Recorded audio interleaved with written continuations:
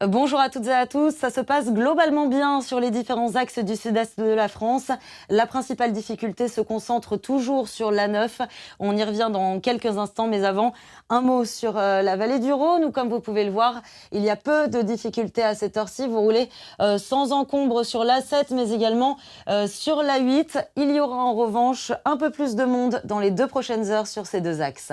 Passons maintenant du côté des côtes méditerranéennes où, comme je vous le disais, la principale difficulté de cette journée se concentre au bout de cette A9 pour vous qui souhaitez rejoindre l'Espagne. Ça ne circule plus. C'est en raison de diverses manifestations qui ont lieu au-delà de la frontière espagnole. Alors, il y a plusieurs cas de figure qui s'offrent à vous. Déjà, dans un premier temps, pour vous qui roulez en voiture, vous devez impérativement prendre la sortie numéro 42 pour Perpignan Sud.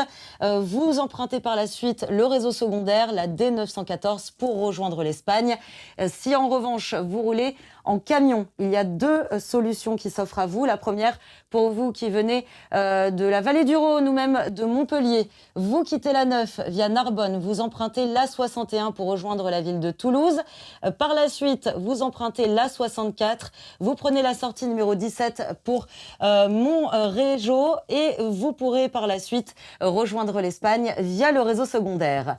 Deuxième cas de figure, toujours pour tous ceux qui circulent en poids lourd, pour vous qui venez du centre de la France, de l'A20 ou même de l'A62, vous arrivez à Toulouse, vous prenez la 64 et vous pourrez par la suite rejoindre Bayonne et ensuite la frontière espagnole.